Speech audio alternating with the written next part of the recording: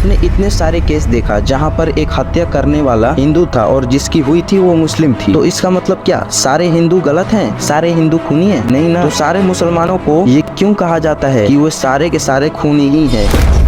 Israel ने 42,000 से ज्यादा लोगों को मार दिया है और 99,000 से ज्यादा लोग घायल है। हाँ, माना कि तुझे दुनिया के सारे मुसलमानों से जाति दुश्मनी है, पर इजराइल फिलिस्तीन के मामले पर मत ही बोल। उस लड़की की जिसने हत्या की थी वो एक हिंदू था जिसका नाम मुक्ति रंजन था। आप जब इसका इंस्टाग्राम के पेज पर जाओगे तो आपको केवल 3 चीज मिलेगी। एक, बीजेपी की भर भर के तारीफें करना। दूसरा, किसी भी विपक्ष के नेता को टारगेट करना। तीसरा, मुसलमानों का धर्म को बदनाम करना, उनके त्योहारों को नाम करना, अपना धर्म और अपने पर्व को अच्छा बताकर।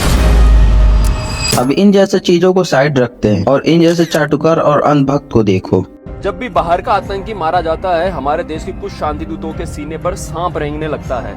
अभी रिसेंट आपको पता होगा कि जो हमारा कंट्री फ्रेंड है इजराइल, उसके ऊपर कितने अत्याचार होते हैं और वो कितना मतलब चुनौतियों से सह रहा है। अरे मेरे प्यारे बेशरम गवार अंधभक्त, इजराइल ने 42,000 से ज्यादा लोगों को मार दिया है और 99,000 से ज्यादा लोग घायल है। वहाँ की तुझे हिस्ट्री नहीं मालूम है तो बीच में फुटेज खाने क्यों आ रहा है? हाँ, माना कि तुझे दुनिया के सारे मुसलमानों से जाति दुश्मनी है, पर इजराइल फिलिस्तीन के मामले पर मत ही बोल। अगर तुझे मालूम होता कि इजराइल यानी यहूदी तुम्हारे बारे में क्या सोचते हैं, हिंदुओं के बारे में, तो तुम कभी उस पर बोलते भी नहीं।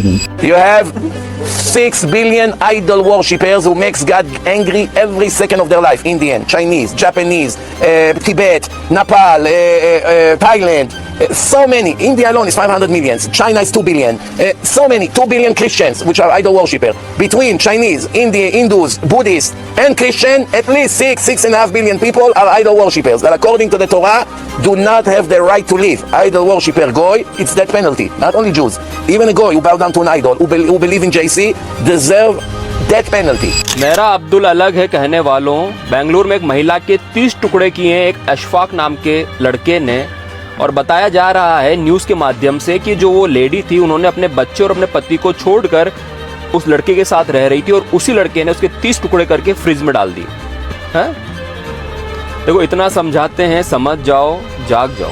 क्यों तुम अंधभक्त बेशरम नहीं सुधरेंगे? उस लड़की की जिसने हत्या की थी वो एक हिंदू था जिसका नाम मुक्ति रंजन था। मतलब कुत्ते का पूंछ एक समय के लिए सीधा हो जाएगा, सुअर नाली में मुंह मारना बंद कर देगा, पर ये गवार जाहिद बेशरम अंधभक्त कभी भी नहीं सुधरेंगे, चाहे कुछ भी हो जाए। पता नहीं इनका क्या ही जाति दुश्मनी है मुसलमानों से, ये इतना नफरत करते हैं और ये बोलते हैं कि उल्टा मुसलमान ही इनसे नफरत करते हैं। केजरीवाल ने इस्तीफा दे दिया है सीएम पद से, लेकिन अभी जो दिल्ली की सीएम बनी है नई अतिशी मार लेना, इसके बारे में जानना बहुत ज्यादा जरूरी है। इनकी मामा का नाम है त्रिपावाही और फादर का नाम है विजय सिंह, और ये दोनों कौन हैं? इन दोनों ने अफजल गुरु के लिए, अफजल गुरु कौन था जिसने 2001 में पार्लियामेंट के अंदर आतंकी हमला किया था, उस इंसान के लिए इन्होंने राष्ट्रपति जी को चिट्ठी लिखी थी दया की याचिका के लिए कि उस पर दया की जाए, और उनकी बेटी के हाथ में दिल्ली की जिम्मेदारी है।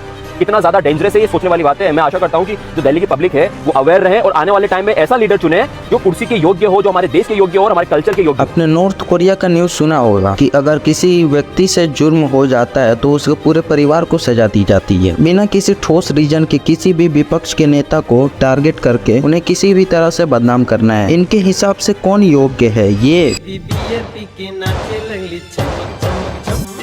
अच्छा आपको बता दो कि ये मनोज तिवारी जी हैं। ये नॉर्थ ईस्ट दिल्ली के भाजपा से सांसद हैं। दिल्ली का जब चुनाव हो रहा था तब इनका एक वीडियो वायरल हुआ, ये देखो।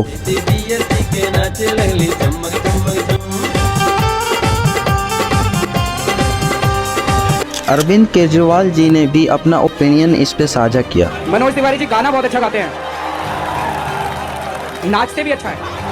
मैंने अभी एक, आपने देखा उनके नाच का एक वीडियो चल रहा है, वो बियर की बोतल ली हुई है। नहीं, पर अरविंद जी कोई अगर कलाकार है, क्या ये बुरी चीज है? मैं तो तारीफ कर रहा हूँ। नहीं तो क्या वो सीएम इसलिए नहीं बन सकता क्योंकि वो नाचना गाना जानता है? मैं तो तारीफ कर रहा हूँ। मैं कह रहा हूँ सबको उनका वो रिंकिया के पापा सुनना चाहिए। बस इतनी सी बात पर मनोज जी ने इससे दिल पर ले लिया। आपको क्या लगता है ये आपकी उस सामान्य स्थिति का मजाक उड़ाया जा रहा है जो आपने तकलीफ झेली? नहीं, ये लोग गरीबों का मजाक उड़ा रहे हैं, ये कला का मजाक उड़ा रहे हैं। ये लोगों को, इनके मन में संवेदना नहीं है कि जनता जब आपको मौका देती है तो उनके लिए जीना कैसे है, झूठ में, फरेब में, भ्रम में। अरे भाई एक रुमाल देना मनीष। मैं आपको दिखाता हूँ कि मनोज जी कितने गरीब हैं। 2014 में मनोज जी के पास 19 करोड़ की संपत्ति थी, जो बढ़कर आज 32 करोड़ हो गई है। चुनाव आयोग में दिए गए एफिडेविट के अनुसार मनोज जी के पास ऑडी, इनोवा, मर्सिडीज, होंडा और फॉर्च्यूनर, ग्रैंड विटारा, इसूजू, डी-मैक्स और मारुति, और ये सब होने के बाद भी मैं गरीब हूँ। बताओ कौन सी गरीब के पास ये सब देखने को मिलता है। 2017 में दिल्ली में एक स्कूल में सीसीटीवी लगाने का कार्यक्रम हो रहा था, जिसमें मनोज जी भी आए हुए थे। जब एक टीचर ने मनोज जी से गाना गाने के लिए कहा, तब मनोज जी भड़क गए। ये देखो। आपको ये कहना चाहिए क्या? आप नौटंकी कर रहे हो कि ये कोई सरकारी कार्यक्रम है? ये मजाक नहीं कर रहे। आप सांसद को बोलोगे आप गाना गाओ? ये तमीज है आपकी? तब कैसे बोलेगा सांसद को कि आप गाना गाओ? ये मर्यादित है क्या? मैं गाना के प्रोग्राम में गाना गाऊंगा ना, कि एक शिक्षक अपनी मर्यादा छोड़ता है। शिक्षक वो नहीं थी, वो एंकर थी। शिक्षक होते हुए एंकर हैं। अगर वो सांसद को बुला रही हैं और कहीं अगर आप गाना गा दीजिए तो आपको लगता है ये मर्यादित बात है? तो मैं ऐसी अमर्यादित हम इसको बर्दाश्त नहीं। सही बोला आपने। कैसे एक सांसद को गाना गाने के लिए कह सकती है आप?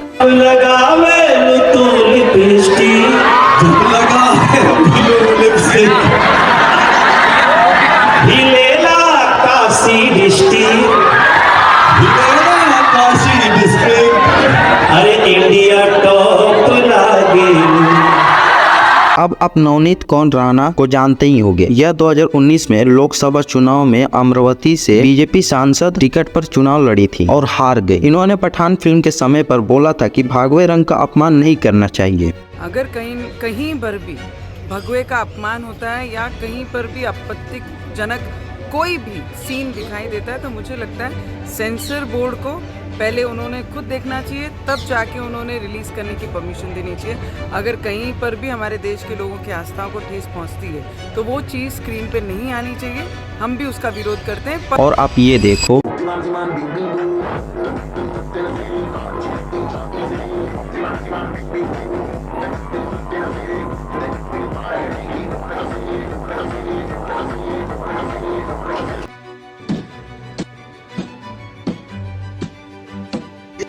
इस बंदे ने वंदे भारत ट्रेन का खिड़की सिर्फ इस वजह से तोड़ दी क्योंकि उसका रंग भगवा था। इन लोगों को भगवा रंग से इस कदर नफरत हो चुकी है कि ये लोग किसी भी हद तक जाने के लिए तैयार। मतलब इन जैसे लोगों को गवार भी बोलना, गवारों को बेइज्जती करना है। अगर गवार भी किसी के ऊपर वीडियो बनाएंगे ना, तो वो भी थोड़ा सा रिसर्च कर लेंगे। पर ये अबे वीडियो बनाने से पहले थोड़ा गूगल भी कर लो। तब व्यक्ति अहमदाबाद में भारतीय रेलवे का कर्मचारी है जो ट्रेन की खिड़की तोड़ रहा है उसे बदलने के लिए, और वो मुस्लिम भी नहीं है। यहाँ पर आप पढ़ सकते हो। कांग्रेस और उनके अलायंस वाले कहते हैं कि हम अपने मैनिफेस्टो में जो बताते हैं वो हम पूरा करते हैं। जैसे हिमाचल के अंदर इन्होंने बताया था कि 1500 रुपए हम हर महिला को देंगे और 1 लाख जॉब प्रोवाइड करवाएंगे, मगर आज पूरे 2 साल हो चुके हैं, ऐसा कुछ भी नहीं हुआ है। और इनका जो अलायंस है पंजाब में, तो उन्होंने इनके सीएम जो अभी हैं भगवत मान, उन्होंने कहा था कि हमारी सरकार बनते ही हम एमएसपी देंगे। लेकिन हुआ क्या, इनके मुख्यमंत्री बनने के बाद में सारा का सारा भार ढोल दिया मोदी जी पर और उन्होंने किसान आंदोलन करवाया। अब आइए चलो बीजेपी के मैनिफेस्टो पर नजर डालते हैं। तो national president JP Nadda ji वो कहते हैं कि हम हर अग्निवीर को गवर्नमेंट जॉब प्रोवाइड कराएंगे और 500 रुपए गैस सिलेंडर देंगे बीपीएल फैमिली को और 2100 रुपए महिला को मंथली, 2 लाख जॉब प्रोवाइड करवाएंगे और 10 इंडस्ट्रियल टाउन्स बनवाएंगे और full scholarship for schedule caste and other backward class student at government medical and engineering college. और आप और हम सभी जानते हैं कि बीजेपी जो कहती है। अरे देख भाई, अगर मैं गिनाने बैठूं ना तो ऐसे कितने सारे वादे मिल जाएंगे जो बीजेपी ने कहा है लेकिन उसे पूरा नहीं किया। 2014 से पहले हमारे देश में हर कोई चाहता था जो क्रिमिनल नेता हैं उन्हें हटाया जाए। आज हमारे देश में वे नेता जिन पर क्रिमिनल केस हैं वो 30% से बढ़कर 46% हो गए हैं और राज्यसभा में 31% से 49% हो गया है। हमारी पार्लियामेंट में 543 लोकसभा में एमपी हैं, उनमें से 162 यानी कि 30% जिनके खिलाफ क्रिमिनल केसेस अदालतों में चल रहे हैं इस वक्त। 30%। अफसोस की बात यह है कि विधानसभाओं का हाल भी कोई ज़्यादा अच्छा नहीं है। 4032 एमएलए हैं सारी विधानसभाओं को मिला के, उनमें से 1264 के खिलाफ क्रिमिनल केस हैं। ये 31% बनता है। आपने देखा था लोकसभा में 30 है, स्टेट असेंबलियों में 31 है। 2019 में बीजेपी एमएलए आकाश विजय वर्गीय को कोर्ट ने 5 साल पुराने केस के सबूत न होने पर और गवाह बदल जाने पर कोर्ट ने उन्हें छोड़ दिया, जबकि आकाश ने ऑन कैमरा बैट से सिविक ऑफिसर पर हमला किया था। आप ये इस तरह से बैट चलाने पर मजबूर हुए? जो मैंने किया उसके लिए मुझे बिल्कुल भी मलाल नहीं है। पहली बात तो मैं बता दूं कि जो हमने एक्शन लिया था उस दिन वो हमने सोच समझ के लिया था, इसलिए कोई रिग्रेट नहीं है उसको लेकर के। दोबारा भी ये करना पड़े तो हम पीछे नहीं हटेंगे। तो मतलब आप मारपीट पर आओगे, आप यही हाँ, करेंगे? बिल्कुल, अगर 4 से नहीं मानेंगे तो मारपीट पे आ जाएंगे। इन भाई साहब को एक्चुअली तब से गारंटीड पता था कि इनके अगेंस्ट कोई एक्शन नहीं लिया जाएगा, क्योंकि ना सिर्फ ये उस टाइम पर एक एमएलए थे, बल्कि ये बीजेपी जनरल सेक्रेटरी और मध्य प्रदेश के current cabinet minister Kailash Vijayvargiya के बेटे भी हैं। और कैलाश विजयवर्गीय को उनके सपोर्टर्स इंदौर का बॉस मानते हैं, और शायद इसीलिए जिस ऑफिसर को पीटा गया था उसने भी केस तो फाइल कर दिया, पर बाद में कोर्ट में आकाश पर कोई भी इल्जाम लगाने से साफ मना कर दिया था। आकाश विजयवर्गीय उनको मार रहे हैं और वो अधिकारी पलट के देख रहे हैं, ये सब वीडियो में है। लेकिन अदालत में जो अधिकारी हैं उन्होंने ये कहा है कि चूंकि मैं फोन पे बात कर रहा था और मुझे जब चोट लगी तो मैं ये देख नहीं पाया कि मुझे चोट किसने पहुंचाया। इससे बड़ा मजाक जब हम बात कर रहे हैं तो हमें भी सच मालूम है, दुनिया को सच मालूम है, लेकिन अब इस देश की सरकार बॉस के इशारे पे चलती है। Boss is always right. तो बॉस जो कांग्रेस के एक प्रत्याशी को उसका नॉमिनेशन वापस करा सकते हैं, इंदौर में वो बॉस हैं, तो बॉसिस का खेल चल रहा है, जनता मजे ले रही है और सरकारी कर्मचारी पिटे भी, और उसके बाद खुद कह रहे हैं नहीं मुझे किसी ने नहीं मारा। ये केस 5 साल बाद निपट गया और फैसला यही आया कि ना तो कोई जुर्म हुआ और ना कोई मुजरिम हुआ। बस एक छोटी सी बात थी कि एक वीडियो थी जो वायरल हो गई थी। खैर ये छोटी मोटी बातें हैं, मतलब मैं इसे बहुत बड़ा मानता भी नहीं हूँ। ये सामान्य उसमें हो जाता है कि चलते चलते आवेश में कुछ कर दिया है, तो इसको मैं बहुत बड़ा नहीं मानता हूँ। पर मैं यहाँ पर कैलाश विजयवर्गीय साहब से यही कहना चाहता हूँ कि जिस घटना को उन्होंने छोटा मोटा बोल के रफा दफा करवा दिया, आगे जाकर वही कांड शायद उनके बेटे आकाश विजयवर्गीय के लिए सक्सेस का कारण साबित होगा, क्योंकि एक अपराधी की चुनाव जीतने की संभावना एक बेदाग या साफ उम्मीदवार से 3 गुना ज्यादा पाई गई। तो क्या आप ये कह रहे हैं कि एक क्रिमिनल के इलेक्शन जीतने के चांसेस ज्यादा हैं? ज्यादा नहीं, बहुत ज्यादा। मैंने 28 राज्यों में हुए 35 विधानसभा चुनावों के नतीजों पर रिसर्च की, यानी 60,000 उम्मीदवारों का डेटा देखा। अगर उम्मीदवार पर एक भी आपराधिक मामला दर्ज नहीं है तो उसकी चुनाव जीतने की संभावना थी 7%। लेकिन अगर उस पर एक आध छोटे मोटे अपराध का मामला दर्ज है तो उसकी जीतने की संभावना 19% हो जाती है। और अगर उम्मीदवार पर कोई गंभीर आपराधिक मामला दर्ज हो तो चुनाव जीतने की संभावना बढ़कर 25% हो जाती है। अब इन्हें तो छोड़ो, आप इन्हें तो जानते होंगे, कितने गोदी मीडिया ने इस इंसान के ऊपर बोला या अंधभक्त ने बोला? नहीं बोला। अगर ये कांग्रेस में होता या फिर ये मुस्लिम होता तो पूरे देश में मीडिया इस न्यूज को फैला देती और अंधभक्त भी इसमें पीछे नहीं रहते। अब जिन्हें नहीं पता इसने क्या किया है, तो इसका नाम प्रज्वल रमन्ना है। इसने कई 100 लड़कियों और औरतों, बूढ़े औरतों के साथ घटिया हरकत की है। आप समझ जाओ, मैं बताने नहीं वाला उसने क्या किया है। और इन सब के बाद भी अंधभक्त क्या बोलते हैं? मैंने कहा था ना, कैसी भी सिचुएशन हो मोदी जी हमें घर ले आएंगे। He stopped the war? Are you completely sure about that? Because I feel like I'd remember if Modi had somehow hit pause on the war in Ukraine, like it's a Call of Duty game, and his mom just called him for dinner. अभी proof कर देता हूँ। हमारे foreign minister ने parliament में specifically इस बात को आंसर करते हुए कहा था कि वहां पर अलग अलग इंसिडेंट हुए थे, और एक इंसिडेंट ऐसा हुआ था जहां पर पीएम मोदी ने पुतिन और जेलेंस्की दोनों से बात करके सीज फायर करवाया था। ये झूठ है, झूठ है, झूठ है। जयशंकर के इंटरव्यू के बाद इस झूठ को फिर से सच बताने की कोशिश स्टार्ट हो गई। तो ये देखो, एक शहर था, खार्किव शहर था, जिसमें जो है रशियन फायरिंग, आर्टिलरी फायरिंग हो रही थी, और हमारे बच्चे जो हैं they were not able to get out from the train station. तो दिस वाज देयर, मैं पीएम के साथ में I was sitting next to him जब उनकी बातचीत हो रही थी with president Putin, and he told president Putin that please हमारे लोग निकल रहे हैं, way to get them out, वो फायरिंग उसको रोके। और जो है ये हमें उन्होंने कहा ठीक है, I will tell my military. तो ये तय हुआ कि हमें फॉलो अप कुछ इंस्ट्रक्शन मिलेंगे। उसके बाद कुछ घंटे बाद, या I don't remember the exact time, हमें एक जगह बताया गया सिंह, अगर आप इस दिशा में जाएंगे, यहाँ जाएंगे तो ये सेफ्टी जोन है और यहाँ से आप अपने लोगों को निकाल सकते हैं। मिनिस्टर ऑफ एक्सटर्नल अफेयर्स ने भी बताया था कि ये न्यूज झूठ है, पर फिर भी डिफेंस मिनिस्टर ने कहा कि मोदी जी ने ये वॉर को 4 से 5 घंटे के लिए रुकवा दी थी। और रविशंकर प्रसाद ने भी कहा था कि मोदी जी ने 3 घंटे के लिए ये वॉर रुकवा दी थी। और क्या गोदी मीडिया कम है क्या इस मामले में? उन्होंने भी कह दिया कि 6 घंटे से ज्यादा के लिए वॉर रुकवा दी। और इन सब के ऊपर होम मिनिस्टर ने भी कहा कि 3 दिन के लिए वॉर रुकवाई गई थी। 2.5-3 दिन तक युद्ध विराम होता है। चाहे कोई कुछ भी कर ले, इन जैसे न्यूज चलती ही रहेगी। जिस देश के पास इतनी ताकत है कि वो वॉर रुकवा दे रसिया और यूक्रेन की, भला उससे उसके अपने देश में सिविल वॉर क्यों नहीं रुकवाई जा रही है? और अब ये बोलते हैं कि भारत बोलता है तो पूरी दुनिया सुनती है। भारत अब वैश्विक मंचों पर बोलता है तो पूरी दुनिया बड़े ध्यान से सुनती है। ये झूठ है, झूठ है, झूठ है। अगर आप ट्विटर चलाते हो या फिर आपके कोई जान पहचान का ट्विटर चलाता है तो जरा एक बार उनसे पूछना कि हम इंडियंस के बारे में ट्विटर पर क्या ट्वीट किया जाता है। हम जो अपने खुद के देश में बैठे हुए हैं, हमें सोशल मीडिया पर बुली किया जाता है, बेइज्जती की जा रही है। अगर आप ट्विटर चलाते हो तो आपको पता होगा कि ये वाला जो अकाउंट है वो इंडियंस के अगेंस्ट कितनी भद्दी भद्दी बातें लिख रहा था। जब लोगों ने रिपोर्ट किया तो इस अकाउंट को ट्विटर ने सस्पेंड कर दिया। लेकिन ये एक अकाउंट जाने से बीमारी खत्म नहीं हुई है। ये तो बीमारी का बस एक सिम्टम था। एक गया है, 10 और आ जाएंगे। किसी भी सोशल मीडिया प्लेटफॉर्म पर चले जाओ, इंडियन स्लम्स की फोटो को ऐसे शेयर किया जाता है जैसे पूरे देश की हालत ऐसी हो चुकी है, जैसे हमारे देश में साफ सुथरी जगह ही नहीं बची है। हमारे पूरे देश को अनसिविलाइज दिखाया जाता है। पहले ये लोग 2-4 स्लम में डॉक्यूमेंट्री जाके बना लेते थे, लेकिन सोशल मीडिया पर अब ये डेली बेसिस पर चलने लगा है। अपने कंट्री के जो इज्जत है ना यार, जो इमेज आउटर वर्ल्ड में फॉरेन कंट्रीज में बना के रखी गई है, वो बहुत बिगड़ी हुई है। मुझे एक लड़की मिली और जब मैंने उससे पूछा girl what's your country of origin, she told me she was from Russia.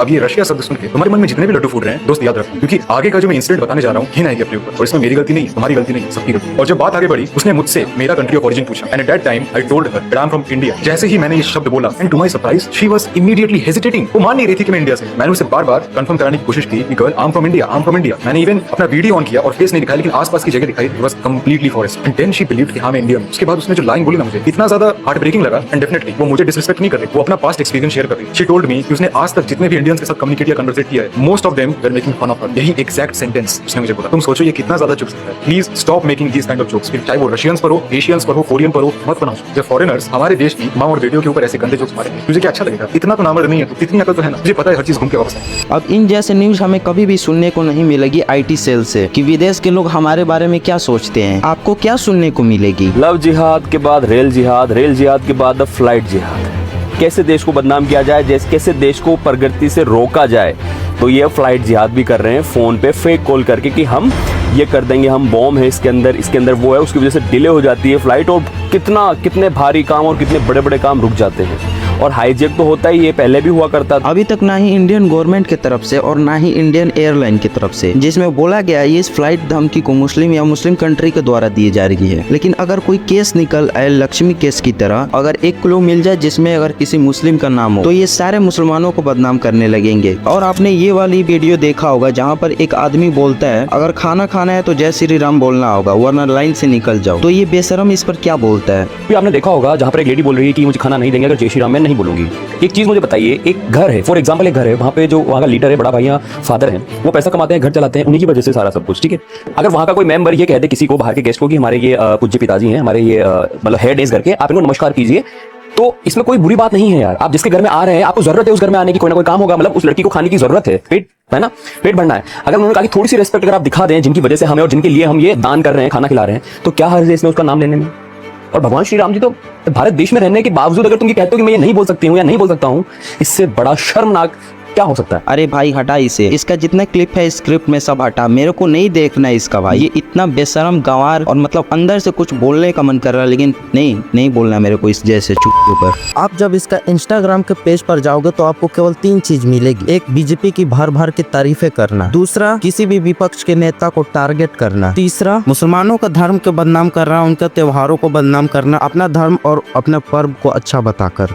एक चांद दिखाई देता है जब बेजुबान जानवर की हत्या की जाती है, और एक चांद दिखाई देता है जब महिलाएं अपने पति की लंबी उम्र की कामना करती है। यही फर्क है इंसानियत और हैवानियत में। पर हमारे देश के गोदी मीडिया यूपी CM का इंटरव्यू उनका चुनाव का प्रचार बना दिया। अब आप सुपर CM, और लोग ये भी कहते हैं कि अब उत्तर प्रदेश के CM के जो जूते हैं वो आपके पाँव में छोटे पड़ रहे हैं। लगा कि CM योगी कहीं 2022 के बाद PM योगी के तौर पर न। आज पूरे इंडिया में केरला हेल्थ के मामले में टॉप पर है और वहीं पर यूपी निचले स्तर पर है, और केरला के बाद अच्छी हेल्थ के मामले में तमिलनाडु, तेलंगाना है। और यही हाल है जब PM मोदी का इंटरव्यू होता है। और इस वक्त हमारे साथ काशी का लाडला, हीराबा का लाडला, देश के बड़ा प्रधानमंत्री नरेंद्र दामोदर दास मोदी जी। मेरा पहला सवाल होगा ये कि क्या ये चुनाव महज एक फॉर्मेलिटी है? हौले हौले हो जाएगा प्यार, अब की बार 400 पार। किसी ने लिखा दिल का भंवर करे पुकार, अब की बार 400 पार। तो सर रफ्तार यही रहेगी तो फिर 29 में फिर 450 पार की बात होगी। प्रधानमंत्री जी, क्या आप सिर्फ 24 की तैयारी करके बैठे या 29 की भी करके बैठे? सर देखिए, ये कितनी बड़ी बात है कि चुनाव समाप्त नहीं हुआ और हम आपके अगले टर्म की बात कर रहे हैं। आपने कहा 2047 तक, तो कह रहे हैं मोदी जी ने बड़ा लंबा प्रोग्राम बना दिया, ये तो कहीं जाने वाली नहीं 47 तक। उत्तर से दक्षिण तक, पूरब से पश्चिम तक एक नैरेटिव है मोदी जी, और ये हमारा एनालिसिस है, वो है नरेंद्र मोदी। मोदी एक नैरेटिव है। मैंने देखा हर जगह आप जिम्मेदारी लेकर खड़े हो जाते हैं कि मोदी के नाम पर वोट देना है। वोट तो सिर्फ मोदी जी को जा रहा है क्योंकि मोदी जी की गारंटी है कि भाई आपके नाम पे ही जीत के आना है। और फिर ये भी लिख दिया कि चटनी के बिना ढोकला बेकार, अब की बार फिर से मोदी सरकार। मोदी जी वो कुछ पाकिस्तान से वीडियोस भी आते हैं, वो कह रहे हैं कि मोदी वहाँ भी प्रधानमंत्री बन जाए। इन नतीजों के बाद राहुल होंगे फरार, अब की बार 400 पार। तो लोग भी कहते हैं कि अगर सब इतना आसान है तो इतनी मेहनत क्यों कर रहे हैं आप? आप इतना ट्रैवल कर रहे हैं, दिन में 5, 4, 6 रैली, 4-5 रैली कार्यक्रम, कोई इस प्रदेश में तो कोई दूर दूसरे प्रदेश में। आप निरंतर लगे हुए हैं, हर कोई देख रहा है। तो इस सब में आप फिट कैसे रहते हैं? इतनी ऊर्जा आप कहाँ से लेकर आते हैं? प्रधानमंत्री जी, आप इतनी मेहनत करते हैं, इतना काम करते हैं, आप वाकई थकते क्यों नहीं है? पूछता है Bharat, nation wants to know, आप इतने रिलैक्स्ड कैसे रहते हैं? और क्या इसके लिए ऊपर वाला शक्ति भी और ज्यादा दे देता है क्या? पीएम मोदी को सबसे बड़ी शक्ति एक्चुअली ऊपर वाला नहीं, बल्कि ये नीचे वाले चमचे चमचियां देते हैं, क्योंकि सही सवाल पूछ के उनकी सरकार की असलियत दिखाने वाला तो कोई बचा नहीं है। और इसके बजाय इंसान मोदी को भगवान मोदी बना के देश की जनता को दिखाने में आज के न्यूज चैनलों का ज्यादा इंटरेस्ट रहता है। 75+ इंटरव्यूज में से एक भी इंटरव्यू में ना तो बीजेपी रूल्ड मणिपुर में 1 साल से चल रही सिविल वॉर पे कोई सवाल पूछा गया, न ही लद्दाख में महीनों से चल रहे मोदी गवर्नमेंट के अगेंस्ट प्रोटेस्ट पे कोई सवाल पूछा गया, और ना ओलंपिक रेसलर्स की बीजेपी एमपी ब्रिजभूषण के खिलाफ सीरियस एलिगेशंस पे कोई सवाल पूछा गया, ना ही मोदी गवर्नमेंट की फाइनेंस मिनिस्टर के इकोनॉमिस्ट हस्बैंड के इलेक्टोरल बॉन्ड्स को दुनिया का सबसे बड़ा घोटाला कहने पर कोई सवाल पूछा गया। अगर आपके मालिक आपको अनुमति दे तो आप जरूर पूछिए। और मोदी के 10 साल पहले के यानी 2014 में किए वादों पे भी कोई सवाल नहीं पूछा गया। जैसे कहा गया, स्विस अकाउंट्स में पड़ा लाखों करोड़ रुपए काला धन जो वापस लाने का वादा किया गया था। कहा गया रुपये की वैल्यू ना गिरने का वादा और पेट्रोल डीजल के दाम आधे करने का वादा, किसानों की इनकम डबल करने का वादा। मैं 2014 का चुनाव इसी मुद्दे पर लड़के आया हूँ। देश की जनता ने इसी काम के लिए मुझे बिठाया है। यहाँ तक कि 2011 के बाद कोई सेंसस ना करा पाने का failure, winter session of parliament से 140+ एमपीज को डिस्क्वालीफाई करने वाली तानाशाही, बीजेपी लीडर्स के open threats to Indian Muslims, हमारे सेक्युलर देश को हिंदू राष्ट्र बनाने का बीजेपी आरएसएस का घिनौना खेल, जिसके तहत पूरे देश को धर्म के आधार पर पिछले 10 साल से बुरी तरह बांटा जा रहा है। आपने सवाल पूछा होता मुझे अच्छा लगता, लेकिन आप लोगों ने नहीं पूछा। और ऐसे हेटफुल और डिवाइसिव एनवायरनमेंट से हो रही दुनिया में भारत की बेइज्जती, ये सब मुद्दे गोदी मीडिया के लिए मोदी के तारीफों के पुल बांधने से ज्यादा इम्पोर्टेंट थोड़ी ना थे। महंगाई कोई समस्या ही नहीं है। आरबीआई ने जो लक्ष्मण रेखा तय कर रखी है उससे नीचे हम ले आए।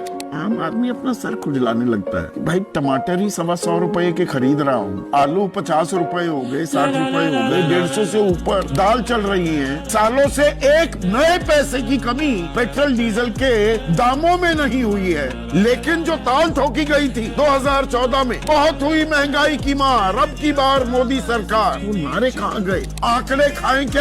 सस्ता तो कुछ भी नहीं मिल रहा, ये एक हकीकत है। जब आप बाजार में जाएंगे तो कोई ऐसी चीज नहीं है जो आपको सस्ती दिखेगी। जो मैंने गाना बोला ना, महंगाई डायन खाए जाते, उससे पहले एक और लाइन थी, सैया तो खूब ही कमात है कि आमदनी अच्छी है उसकी, पर महंगाई ने मार दिया। पर यहाँ तो आमदनी पर भी रोक लग गई है। इंक्रीमेंट्स हो नहीं रहे, हो रहे हैं तो ऊंट के मुंह में जीरा बराबर। 5वीं सबसे बड़ी अर्थव्यवस्था हम भले ही हैं, लेकिन 142वें नंबर पर हैं। एक नई बीमारी और है बच्चों में आपको एड्रेस करना, विदेश जाने की, विदेश पढ़ाई करने की। काउंसलिंग पेरेंट्स को होती नहीं है।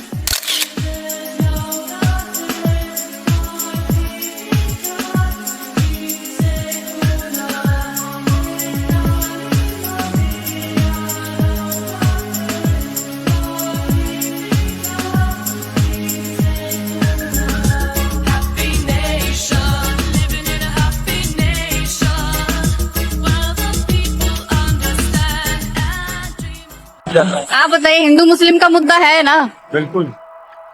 ये वही एक फिंगा क्षेत्र है जहां पर आज के 30-40 साल पहले यहाँ राजेश ठाकुर द्वारा है, वहाँ रामलीला होती थी।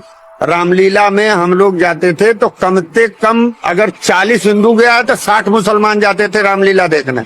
आज स्थिति इन नेताओं ने ये कर दिया है कि आज अगर वहां कुछ होने लगा, कुछ भी होने लगा, तो वहां पे यही डर लगा रहता है कहीं ऐसा ना हो विवाद पैदा हो जाए। आज के 40 साल 50 साल पहले चले जाइए, कहीं कुछ नहीं होता। आराम से हिंदू मुस्लिम बैठ करके रामलीला देखते थे, आराम से हिंदू मुस्लिम बैठ करके ईद मनाते थे, आराम से हिंदू मुस्लिम बैठ करके शुभरात मनाते थे। इनके यहाँ जो ये मुहर्रम होता है, हमारे मोहल्ले में तो हमने अपने पुरखों को देखा है कि कुल्हाड़ी और हंसिया लेकर के उस झाड़ी को साफ करते थे। क्यों? इसलिए कि उनका वो दुलदुल निकलना है, उनका सद्दे निकलना है, वो लोग आते थे। आज उस बीज को, उस दोष को इतना ज्यादा प्रत्यारोपित कर दिया गया है कि हम इनके त्योहार में जाना उचित नहीं समझते और ये हमारे त्योहार में आना उचित नहीं समझते। हमको करना क्या है? ज्यादा एफर्ट नहीं करना है, बस ये कि तेरे गीता की इज्जत मैं करूं, मेरे कुरान का तू सम्मान करे, तेरे धर्म को मैं ना बुरा कहूं, मेरे मजहब का तू ना अपमान करे, मेरी टोपी से तुझको चिढ़ ना हो, तेरे तिलक से मुझे ना हो नफरत, मेरी अजान सुनकर तू झूमे, तेरे भजन पे मैं हो जाऊं मस्त, तेरी आस्था पे मैं ना चोट करूं, मेरे ईमा पे तू ना तंज कसे और राम कहने से पहले श्री लगाऊं मैं और मोहम्मद से पहले हजरत तू कहे। और सुनो सुनो, वासुदेव कुटुंबकम तो वेदों में भी लिखा है और कुरान कहे कि सारी सृष्टि ईश्वर का ही कुंभा है। जब मजहब नहीं सिखाता है आपस में लड़ने वाली बात, तो मजहब ही के नाम पे क्यों है हम लोगों में इख्तलाफात? मत भूलो, मत भूलो, मत भूलो, गंगो जमन की ये तहजीब पुरानी है यारो, ये सर्व धर्म समभाव ही तो भारत की निशानी है यार।